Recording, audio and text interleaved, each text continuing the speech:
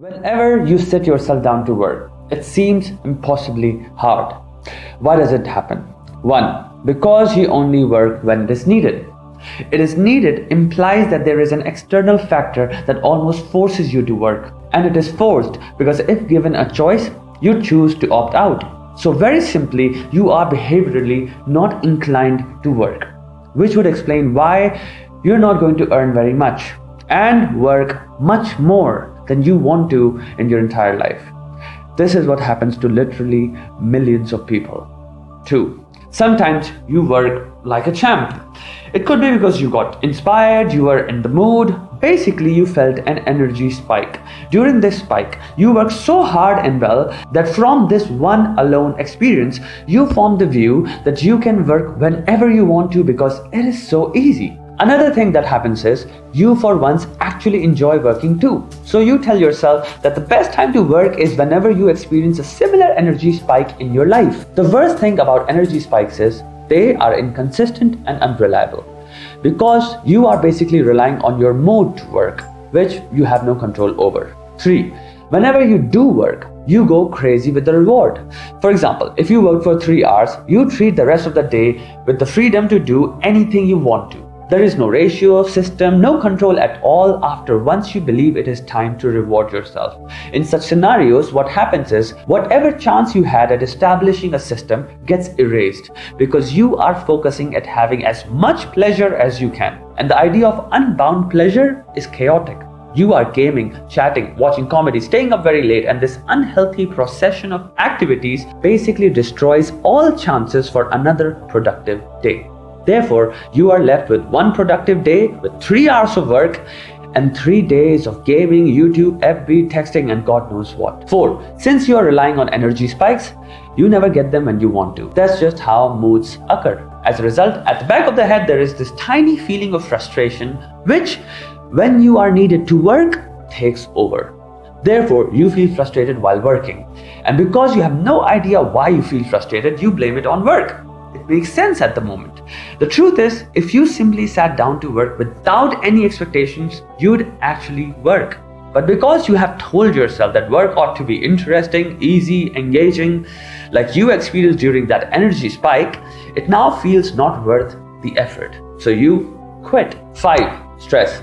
Because there is no order, no system, you're not working when you should be. This creates stress. Now, stress has levels. On level 1, it can be easily ignored. 2, ignored. By 3, it is noticeable but still not big enough to bother you. By 4 and 5, it becomes prominent and turns into slight worry. This is the level with which you constantly live. Because it is 5, ignoring it becomes a choice you remember. Beyond 5, it becomes your enemy. So much so that it stops you from working. So many people are not able to work because of stress from not having worked before. The very thing that used to remind you to work now hinders it. 6. Your lifestyle of having fun. Fun obviously is convenient, easily available, and makes you happy. Looking at memes and typing #relatable and me doesn't hurt. Nor does replying to texts, or looking at pics, watching dumb videos, or doing absolutely nothing. A place to sit is a lifestyle adopted by millions today. When that is the thing you do for weeks on end, you have reached high levels of stress already. Energy spikes are extinct.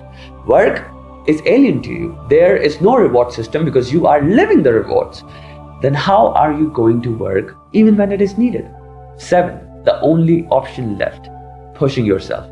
No wonder I get messages from people all the time saying, I simply cannot bring myself to work at all. How do I study? I can't study when I sit down to.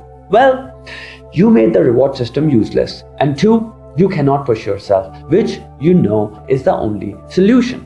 And then you cry. Motivational videos don't work. Well, they won't, because they too are telling you to plan, strategize, stop messing around, and work. The purpose of this video is to show you a mirror. There are no miracles, unfortunately, even though you may have been told otherwise. Just doesn't happen. If you are approaching an exam or a deadline in a week, then your only strategy is damage control, not acing it. No video on a planet can help you get ahead of the person who has been preparing meticulously and sincerely for that day. Here's a silver lining though. The coming deadline is not the last. But every deadline will take something away from you. So change yourself. No loss is the final loss, but there is a reason why it's called a loss. You do lose something. So start collecting the wins over losses, and you'll automatically witness the tide of fortune favoring you. Change yourself, brother. I'm sure in moments you pridefully refer to yourself as a man. Well, in order to have man as a pridefully boastful title, it is incumbent on you to be a victor. Otherwise, it is just a gender. So the question is, how many victories do you have? If not many, the time to change that is now. So get on it. I hope you enjoyed this video. Check out my Instagram if you'd like to watch snippets of nail-hitting motivational videos that will send you directly to work. No photos of myself, no bullshit, just to the point messages. Also, subscribe to this channel. I'm on a daily grind of uploading videos, so work with me in improving yourself. And lastly, you are a freight train of destruction for your competition. Never forget that. Start your journey from right now.